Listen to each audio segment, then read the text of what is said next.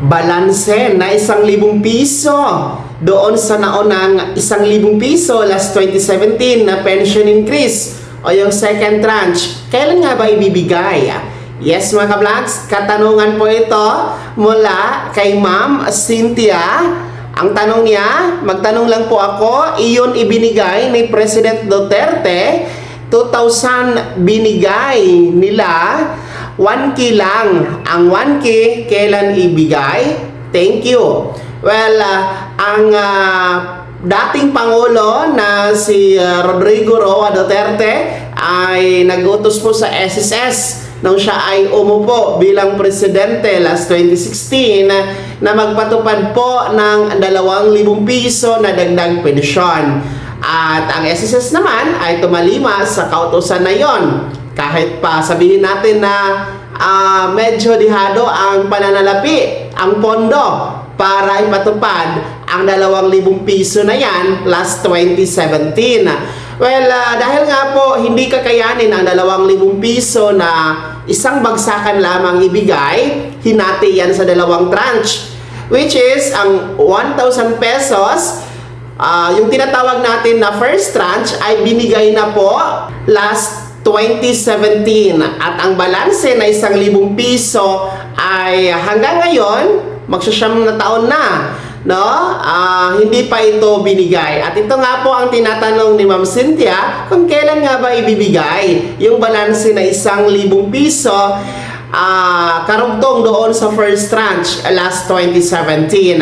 Well, Ma'am Cynthia, sa ngayon po ay wala pa pong pondo ang SSS regarding sa second tranche na tinatawag, yung 1,000 piso. At yan nga po ay hindi pa nabigyan ng kasagutan hanggang sa ngayon kung yan ba ay matutuloy pa ba, no? Pero sayang naman kung hindi matuloy kasi nga pinag-utos na ito last 2016, no? 2,000 piso po yon. So kung hindi matuloy, sayang din po yung 1,000 piso na balanse, lalong-lalo pa na inaasahan ito ng ating mga nakakatanda. Well, ang paliwanag naman po ng SSS regarding dito ay pondo talaga ang problema, no? At maapektuhan yung lifespan o buhay ni SSS kung ibigay ang karagdagan na 1,000 piso. Sa kabilang dako mga ka-vlogs, hindi naman po nagbigay ang SSS ng malinaw na pahayag regarding sa second tranche 1,000 piso. Una, kung ibibigay pa ba, no? Kung ibibigay, kailan ito magaganap? Pangalawa, hindi na ba ito ibibigay, no? Para klaro, no? Para malinaw sa mga pensyonado ang direksyon dito sa pangalawang tranche na 1,000 piso kung may pag-asa pa bang ibigay o kung wala na talaga. Para titigil na din po ang pag-aasa, no, ng ating mga pensyonado at titigil na din po yung mga nagpapakalat na mga maling balita na di umano ito ibibigay na at may pondo na, no? Para malinaw. Pero sa ngayon wala talagang pahayag ang SSS kung positive or negative na ba ang status ng 1,000 piso na pension increase. Well, in the other hand, meron po tayong inaasahan, no, na pag-asa pa na mapatupad itong 1,000 piso na balanse o second tranche pension increase sa pamamagitan po dito sa pag-file ng SSS GSIS Pensionado Party List ng House Bill 1506 sa Kamara na naglalayong magbibigay mandato sa SSS ang bill na yan na magpatupad ng 1,000 piso na dagdag pensyon, no? Actually, hindi lamang ito sa SSS, maging sa GSIS. Sa ngayon, wala pang update kung ito ba ay sumalang na sa plenaryo at hindi pa natin alam kung lulusot ba ito sa Kamara, no? House Bill pa kasi itong 1506. Sana susuportahan din ito ng ating mga mambabatas kasi makikinabang dito ang nasa mahigit 3 milyon na mga pensyonado ng SSS.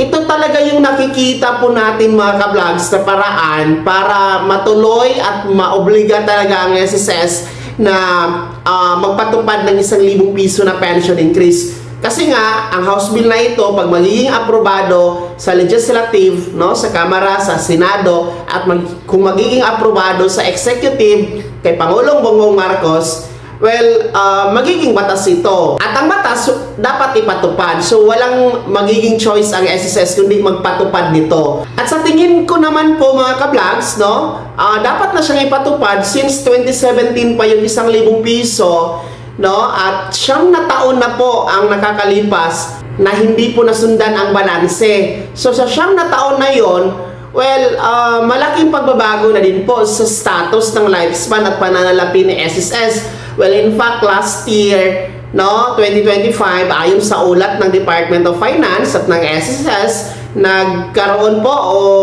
naitala po ang first time sa kasaysayan ng SSS kung saan ang reserve fund umabot po sa 1 trillion pesos at ang total asset mahigit 1 trillion din po.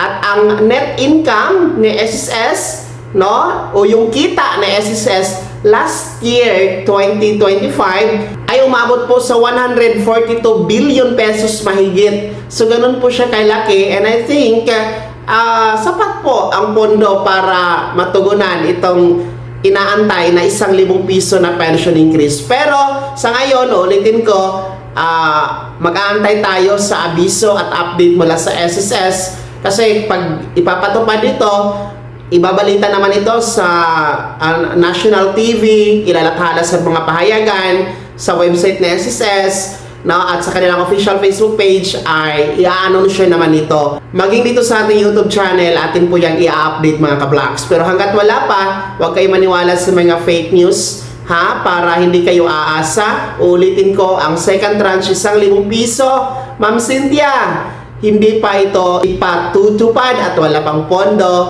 mga ka-vlogs. Maraming salamat Ma'am Cynthia sa pagtatanong at saan man po kayong dako. Kumusta kayo dyan? Mag-ingat po kayo. Maraming salamat sa panonood. God bless. Mag-ingat mga ka-vlogs.